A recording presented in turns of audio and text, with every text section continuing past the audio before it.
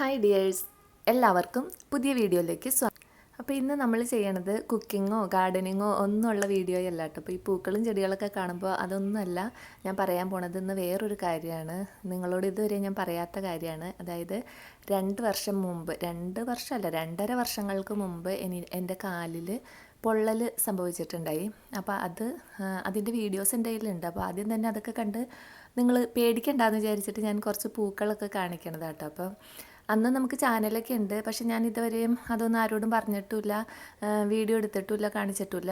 ഈ വീഡിയോസ് ഞാൻ എടുത്തത് എൻ്റെ ഹസ്ബൻഡ് ഗൾഫിലായിരുന്നു. അപ്പോൾ ഓരോ ദിവസം പുള്ളിക്കാരനെ കാണിക്കാൻ വേണ്ടി ഞാൻ എടുത്തു വെച്ച വീഡിയോ ആയിട്ടിത്. അപ്പോൾ ഡെയിലി എന്നോട് ചോദിക്കും ഇപ്പം എങ്ങനെയുണ്ടെന്ന് ചോദിക്കുമ്പോൾ അപ്ഡേറ്റ് ചെയ്യാൻ വേണ്ടി ഞാൻ എടുത്തു വെച്ച വീഡിയോയാണ്. അതും എനിക്കിത് സംഭവിച്ച് കഴിഞ്ഞിട്ട് 2 ആഴ്ച ആയ പിന്നെ ഒരു 1.5 ആഴ്ച എന്തായാലും ആയിട്ടുണ്ടാവും. അതിന് ശേഷമാണ് ഞാൻ വീഡിയോ എടുത്തത്. അതായത് ഇത് സംഭവിച്ചിട്ട് ഒരു 10 ദിവസത്തേക്ക് നമുക്ക് ഭയങ്കര വേദനയും നമുക്ക് അനങ്ങാൻ പറ്റാത്ത അവസ്ഥയായിരുന്നു. അപ്പോഴൊന്നും വീഡിയോ എടുത്തിട്ടില്ല. ആ സമയത്തെ കാല് ഇത് ഞാൻ ഇപ്പോൾ കാണിക്കാൻ പോകുന്ന പോലെയല്ല കേട്ടോ. അതിന് ശേഷം ഒരു 10ാമത്തെ ദിവസം മുതലൊക്കെയാണ് എനിക്ക് നോർമൽ എന്നൊന്നും പറയാൻ പറ്റില്ല, നിങ്ങൾക്ക് കാണുമ്പോൾ മനസ്സിലാവും. നമുക്ക് കാലൊക്കെ ഒന്ന് നിലത്ത് കുത്താനൊക്കെ തുടങ്ങിയ സമയത്തൊട്ടുള്ള വീഡിയോയാണ് ഇപ്പോൾ നിങ്ങളിനി കാണാൻ പോണത് കേട്ടോ.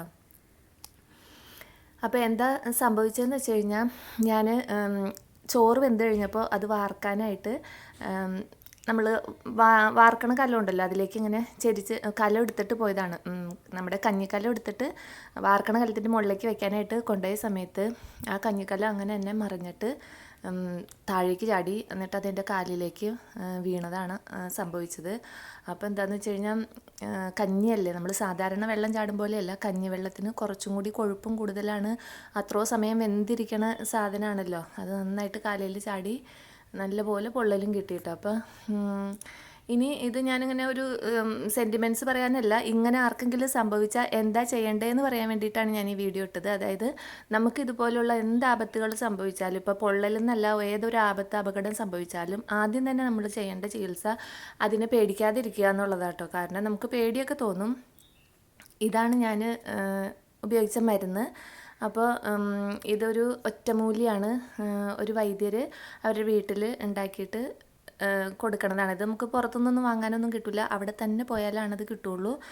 ബെസ്റ്റ് മരുന്നാണെന്ന് പറഞ്ഞു കഴിഞ്ഞാൽ, ഇതിലും ബെസ്റ്റ് ഒരു മരുന്ന് തീപ്പൊള്ളലിനോ ഏത് പൊള്ളലിനും, തീപ്പൊള്ളലിൽ നിന്ന് മാത്രമല്ല ഏത് തരത്തിലുള്ള പൊള്ളലാണെങ്കിലും ഇതിനേക്കാളും നല്ലൊരു മരുന്ന് കിട്ടാനില്ല കേട്ടോ. ഞാനതുകൊണ്ട് ഫുള്ളായിട്ട് ഇതിൻ്റെ അഡ്രസ്സ് കാണാൻ പാകത്തിന് അദ്ദേഹത്തിൻ്റെ കാർഡ് ഞാനിതിൽ കൊടുത്തിട്ടുണ്ട്. ആർക്കെങ്കിലുമൊക്കെ ഉപകാരപ്പെട്ടോട്ടെ എന്ന് വിചാരിച്ചിട്ടാണ്. അപ്പം ഞാൻ തന്നെ ഇത് കണ്ടത്, നമുക്കിതിങ്ങനെ കാല് പൊള്ളലൊക്കെ ആയിട്ടിരിക്കുമ്പോൾ എന്താ ചെയ്യേണ്ടതെന്ന് നമുക്ക് തന്നെ ഒരു പിടി ഉണ്ടാവില്ല. അപ്പോൾ ഞാനിതുപോലെ യൂട്യൂബ് എടുത്തിട്ട് വീഡിയോസ് സെർച്ച് ചെയ്തു, തീപ്പൊള്ളലിന് എന്താ ചെയ്യേണ്ടതെന്ന്.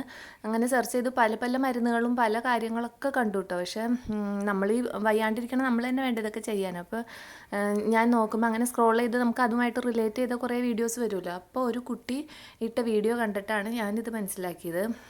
ആ കുട്ടി എറണാകുളത്തുള്ളൊരു കുട്ടിയാണ്.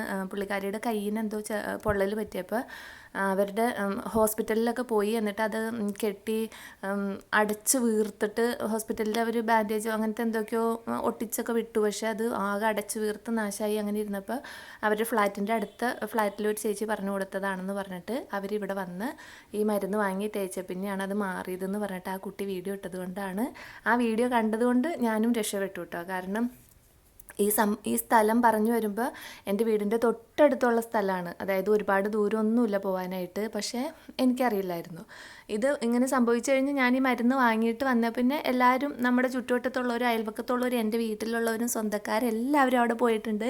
എല്ലാവർക്കും അതിനെക്കുറിച്ച് അറിയാമെന്നും പറഞ്ഞു. പക്ഷേ സമയം വരുമ്പോൾ നമ്മൾ ഓർക്കില്ലല്ലോ. ഇപ്പോൾ നമ്മുടെ വീട്ടുകാരായാലും ആരായാലും ഒരു അന്താളിപ്പല്ല, എന്താ ചെയ്യേണ്ടതെന്ന് ഓർമ്മ വരില്ല പെട്ടെന്ന്. നമ്മുടെ അടുത്ത് ഇങ്ങനെ ഒരു വൈദ്യനുണ്ടെന്ന് നമ്മളത് ഓർക്കണ്ടേ പറയാനായിട്ട്. ആരും അങ്ങനെ ഓർത്തില്ല, പറഞ്ഞില്ല. ഞാൻ ഈ വീഡിയോ കണ്ട് പോവാൻ സമയത്ത് അങ്ങനെ ശരിയാണ്, അവിടെ ഉണ്ട്, ഞങ്ങൾ പോയിട്ടുണ്ട് എന്നൊക്കെ എല്ലാവരും പറഞ്ഞായിരുന്നു കേട്ടോ. അപ്പം ഞാൻ എന്നിട്ട് എൻ്റെ നാത്തൂനെയും കൂട്ടിയിട്ട് ഞങ്ങൾ രണ്ടുപേരും ആണ് പോയി മരുന്ന് വാങ്ങിയത്. ഞാൻ മാത്രമല്ലേ ഉള്ളൂ, ഹസ്ബൻഡ് ഇവിടെ ഇല്ലല്ലോ. അപ്പോൾ ഞങ്ങൾ തന്നെ പോയി മരുന്നൊക്കെ വാങ്ങി. അപ്പോൾ ഇതിങ്ങനെ ഒരു തൂവൽ വേണം കേട്ടോ. നമുക്ക് ആ മരുന്നും ഒരു തൂവലും വേണം. അതായത് കോഴിയുടെയോ കിളികളുടെ എന്തിൻ്റെയെങ്കിലും തൂവൽ കിട്ടിയിട്ട് ആ തൂവൽ നമ്മൾ ഈ മരുന്ന് നേരിട്ട് ഈ കുപ്പിയിലേക്ക് മുക്കിയിട്ട് നമ്മൾ കാലയിലേക്ക് തേക്കരുത്. കാരണം നമ്മൾ ഓരോ പ്രാവശ്യം തേച്ചിട്ട് വീണ്ടും വീണ്ടും തൂവൽ അതിലിട്ട് മുക്കിക്കൊണ്ടിരുന്ന് കഴിഞ്ഞാൽ അത് ആകെ ചീത്തയായി പോവും. നമ്മൾ വേറൊരു പാത്രത്തിലേക്ക് കുറച്ച് മരുന്ന് എടുത്ത് വെച്ചിട്ട് ഈ തൂവൽ വെച്ചിട്ട് ഇങ്ങനെ ഞാൻ ഇപ്പോൾ ചെയ്യണല്ലേ അതുപോലെ നമുക്ക് എവിടെയാണോ പൊള്ളലുള്ളത് അവിടെ തേച്ച് കൊടുക്കുകയാണ് ചെയ്യേണ്ടത്. അപ്പോൾ അതിന് മുമ്പായിട്ട് കാലൊക്കെ നല്ല പോലെ കഴുകണം. പിന്നെ വൈദ്യർ പറഞ്ഞത് നമ്മൾ നല്ല നീരൊക്കെ ഉള്ള, ഇപ്പോൾ എൻ്റെ കാലുണ്ടാൽ തന്നെ അറിയാമല്ലോ നല്ലൊരു പരുവായിട്ടുണ്ട്. അപ്പോൾ പുളിവെള്ളമില്ലേ, വാളൻ പുളിയുടെ ഇലയിട്ട് തിളപ്പിച്ച വെള്ളം തിളപ്പിച്ച് അത് ചൂട് പാകമായി കഴിയുമ്പോൾ തണുത്തതിന് ശേഷം, ഒരുപാട് തണുക്കണ്ട, ചെറിയൊരു ചൂടോടുകൂടി തന്നെ നമ്മൾ ഇതിങ്ങനെ കാലിലേക്ക് ഇങ്ങനെ ഒഴിച്ചുകൊണ്ട് ധാരധാരയായിട്ട് ഒഴിച്ചുകൊണ്ടിരിക്കണം. അപ്പോൾ അത് നീര് വറ്റാൻ നല്ല മരുന്നാണ്. അപ്പോൾ അങ്ങനെ ചെയ്ത് കാല് ക്ലീൻ ആക്കിയതിന് ശേഷമാണ് ഈ ഓയിൽമെൻറ്റ് പോലെ ഈ നമ്മൾ എണ്ണ തേച്ച് കൊടുക്കണത്. അപ്പോൾ നമ്മളൊരു ചെറിയ കുപ്പിയിൽ എടുത്ത് വെച്ചിട്ട് ഇങ്ങനെ തേച്ച് കൊടുക്കുക. എന്നിട്ട് ആ കുപ്പിയിൽ എണ്ണ തീരുമ്പോൾ വീണ്ടും മറ്റേ വലിയ കുപ്പിയിൽ നിന്ന് എണ്ണ എടുക്കുക. ഞാൻ നിങ്ങളെ നേരത്തെ കാണിച്ച കുപ്പിയില്ലേ, അതുപോലത്തെ ഒരു വലിയ കുപ്പി ആണ് ഞാൻ വാങ്ങിയത്. അത് തീരണവരെ ഞാൻ തേച്ചായിരുന്നു. പിന്നെ ചെറിയ കുപ്പി ഞാൻ വാങ്ങിയപ്പോൾ നമ്മൾ ഓരോ വീട്ടിലും ഇങ്ങനെയുള്ള ഓരോ മരുന്ന് വാങ്ങി വെക്കണത് എന്തുകൊണ്ടും നല്ലതാട്ടോ. അപ്പോൾ പെട്ടെന്ന് ഒരു ആപത്ത് എപ്പോഴാണ് വന്നതെന്ന് അറിയാൻ പറ്റില്ല. ആരും ദൈവം സഹായിച്ച് ആർക്കും ഒരു ആപത്തും വരില്ലെന്ന് ഞാൻ എപ്പോഴും പ്രാർത്ഥിച്ചുകൊണ്ടിരിക്കുകയാണ്. ആർക്കും വരാതിരിക്കട്ടെ.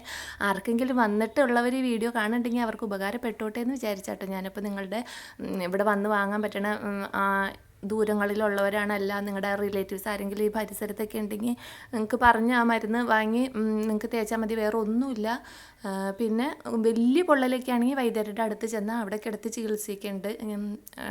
അവിടെ ചെന്നാൽ മതി, അദ്ദേഹം ചികിത്സിക്കും. ഈ വൈദ്യരെ കണ്ടു കഴിഞ്ഞാൽ ഈ ഫോട്ടോയിൽ കാണുന്ന പോലെ അല്ലാട്ട് ഒരു സാധാരണ മനുഷ്യനാണ്. അവരുടെ സ്വന്തം വീട്ടിലാണ് ഈ ചികിത്സ ചെയ്യണതും.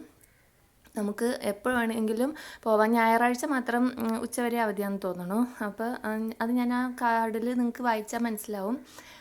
അപ്പോൾ ഞാനിപ്പോൾ ഇത് പറ്റിയപ്പോൾ തന്നെ എന്താ ചെയ്തതെന്ന് വെച്ച് കഴിഞ്ഞാൽ, ഞാൻ നന്നായിട്ട് വേഗം തന്നെ പൈപ്പിൻ്റെ ചോട്ടിലേക്ക് പോയിട്ട് വെള്ളം എൻ്റെ കാലിലേക്ക് ഇങ്ങനെ തുറന്നു വിട്ടുകൊണ്ടിരുന്നു. നല്ല നീറലായിരുന്നു. അപ്പോൾ ഈ ഒരാഴ്ച സമയം എൻ്റെ കാലിരുന്നത് നമ്മൾ ഈ വാട്ടർ ബലൂണില്ലേ, വെള്ളം വീർപ്പിച്ച് വെച്ചിട്ടുള്ള ബലൂൺ, അതുപോലെയാണ് എൻ്റെ കാലിരുന്നത്. ഒരാഴ്ച കഴിഞ്ഞിട്ട് ആണ് ഈ വൈദ്യരുടെ അടുത്ത് ചെന്നപ്പോൾ അദ്ദേഹം ഇങ്ങനെ സൂചി വെച്ച് കുത്തിയാണ് ആ വെള്ളം ഇങ്ങനെ പുറത്തേക്ക് പോയത്. നന്നായിട്ട് വെള്ളം കെട്ടിക്കിടക്കായിരുന്നു. അപ്പോൾ ആ വെള്ളം ഇങ്ങനെ പുറത്തേക്ക് പോയിട്ടാണ് പിന്നെ ബാക്കി കാഴ്ചകളാണ് നിങ്ങൾ കണ്ടത് കേട്ടോ. അതിൻ്റെ ഉള്ളിൽ നിന്ന് വെള്ളമെല്ലാം പോയി തോല് മാത്രമായിട്ടിരിക്കുന്ന കാഴ്ചകളാണ് കണ്ടത്. അതിന് മുമ്പ് ഇങ്ങനെ വീർത്ത് കെട്ടിയിരിക്കുമായിരുന്നു. പക്ഷെ ഇത് പൊള്ളിയ സമയത്ത് തന്നെ നമുക്ക് ഒന്നും തോന്നില്ല കേട്ടോ. അപ്പോൾ നമുക്കെന്തോ ഒന്നും സംഭവിക്കാത്ത പോലെ തന്നെ തോന്നുള്ളൂ. ആ സമയത്ത് ഞാൻ വേഗം തന്നെ പോയിട്ട് വെള്ളം പൈപ്പിൻ്റെ ഒട്ടിൽ നിന്ന് ഇങ്ങനെ വീഴിച്ചു. അത് കഴിഞ്ഞ് വേഗം ഫ്രീസറിൽ പോയി ഐസ് എടുത്ത് ഇങ്ങനെ വെച്ചുകൊണ്ടിരുന്നു.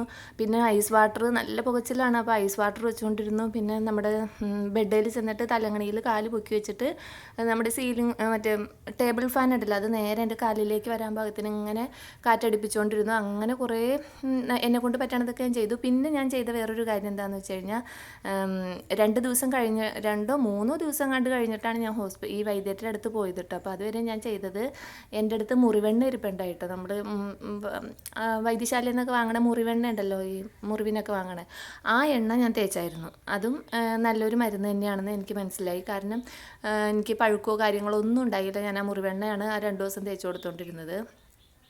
പിന്നെ മുറികൂട്ടി എന്ന് പറയുന്ന ചെടിയുടെ നീരുണ്ടല്ലോ, അത് നമുക്ക് എണ്ണ മുറുക്കി വെച്ചേക്കാം. അതും ചെറിയ പൊള്ളലിനൊക്കെ നല്ലതാണ്. കറ്റാർവാഴയുടെ നീരൊക്കെ നല്ലതാട്ടോ. ഇതിപ്പോൾ ഞാൻ വലിയ പൊള്ളലിൻ്റെ കാര്യം പറയണേ.